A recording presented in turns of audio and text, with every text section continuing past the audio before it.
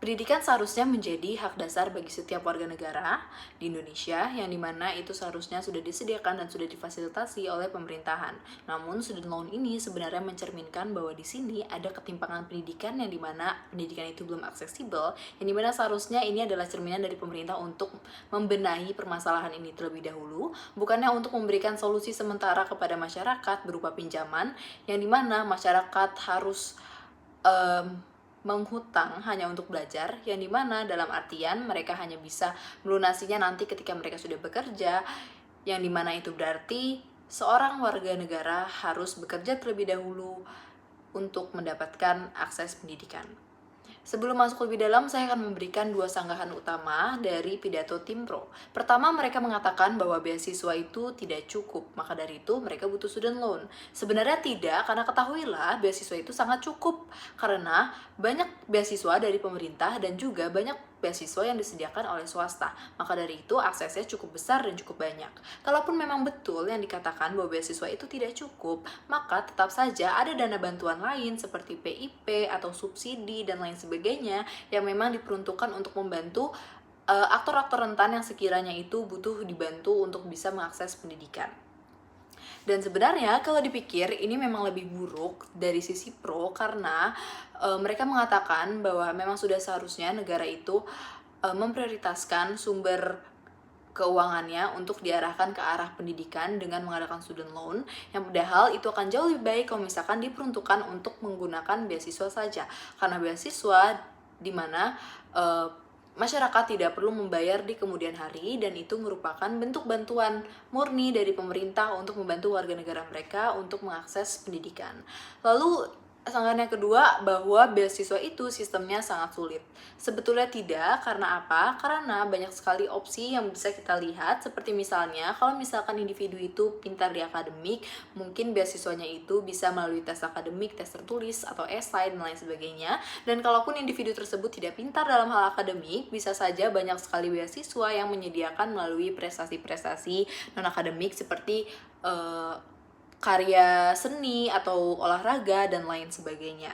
Kalaupun memang betul beasiswa itu sistemnya sulit, sebetulnya di sisi kami itu tidak apa-apa dan justru bagus. Karena apa? Karena penyelenggara beasiswa memang harus selektif untuk memilih mana orang-orang yang betul layak dibantu dan betul layak mendapatkan beasiswa, baik dari segi ekonomi ataupun dari segi apakah mereka memiliki kemampuan untuk bisa mengembangkan diri mereka, supaya nantinya beasiswa yang diberikan itu tidak sia-sia.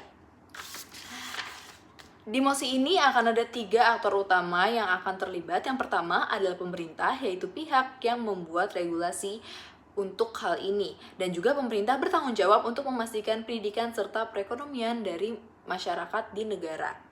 Lalu selanjutnya adalah pelajar atau mahasiswa, yang dimana mahasiswa atau pelajar itu belum punya pekerjaan pastinya dan masih mencari karir mereka. Dan kalau misalkan dikaitkan dengan mosi ini, berarti pelajar dan mahasiswa di status quo adalah mereka yang membutuhkan pinjaman karena mereka itu kesulitan dalam hal ekonomi untuk sekedar mengejar pendidikan atau mengejar mimpi mereka. Lalu yang ketiga adalah masyarakat luas, yang dimana masyarakat itu nantinya mereka membayar pajak, memilih kepala pemerintahan, dan lain sebagainya. Sebenarnya tujuan kami simpel, bahwa kami ingin memastikan adanya peran besar dari pemerintah untuk memfasilitasi pendidikan masyarakatnya. Kami dari oposisi dan percaya bahwa student loan belum bisa diterapkan di Indonesia. Kenapa? Masuk ke argumen yang pertama, bahwa penyediaan pendidikan adalah kewajiban negara, bukan masyarakat. Kenapa demikian? Yang pertama, karena pemerintahan itu adalah dipilih oleh masyarakat. Mereka mengajukan diri mereka sendiri, lalu mereka itu dipilih oleh masyarakat, yang artinya masyarakat mempercayakan pemerintahan supaya mereka itu bisa terwakilkan suara dan aspirasinya, yang dimana mereka itu bisa membantu membuat program yang bagus yang bisa menyejahterakan masyarakat. Maka dari itu sebenarnya pemerintah itu memiliki beban untuk bisa membantu menyejahterakan masyarakat. Karena apa? Karena mereka sudah dipilih oleh masyarakat. Lalu alasan yang kedua, bahwa masyarakat itu sudah membayar pajak, baik itu pajak penghasilan, kendaraan, dan lain sebagainya kepada negara, dengan harapan mereka bisa difasilitasi kehidupannya. Maka pendidikan itu juga harusnya menjadi salah satu fasilitas yang sudah disediakan oleh negara. Dan mengadakan student loan ini artinya menyerahkan atau memutarbalikkan kembali tanggung jawab dari pemerintah untuk menyediakan pendidikan ke sisi masyarakat, yang dimana mengartikan bahwa untuk mencapai pendidikan ini berarti masyarakat harus bekerja sendiri, harus mencari uang sendiri lagi untuk bisa mengakses pendidikan ini. Dan dimana ini akan menjadi beban yang sangat besar, karena apa? Karena ada bunganya juga dan lain sebagainya.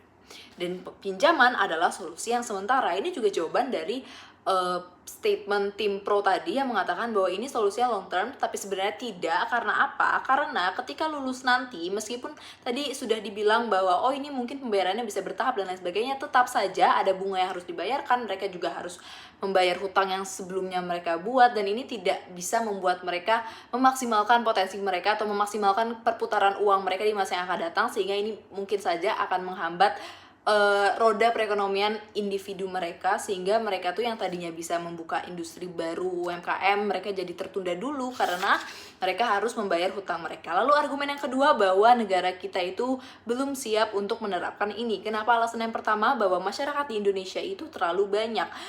Tadi tim pro mengatakan bahwa mereka memiliki standarisasi, namun mereka belum menjelaskan standarnya seperti apa yang layak untuk mendapatkan student loan ini.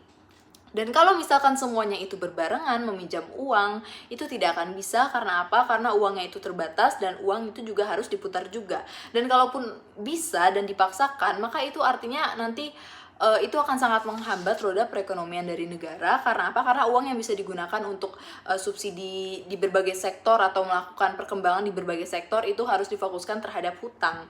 Nah, sebenarnya dari sisi pemerintah juga tadi belum menyatakan atau memberikan mekanisme bagaimana kita bisa memastikan bahwa para masyarakat yang kita beri hutang student loan ini nantinya di masa depan akan tetap membayar sesuai dengan kontrak. Apa sanksinya itu juga belum dijelaskan, dan itu menjadi beban pembuktian dari tim proposisi.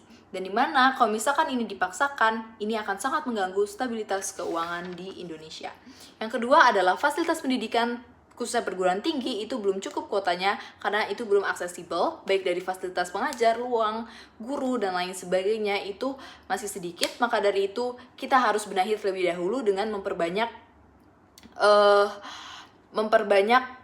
fasilitas pendidikan, baru setelah itu kita bisa memaksimalkan pendidikan.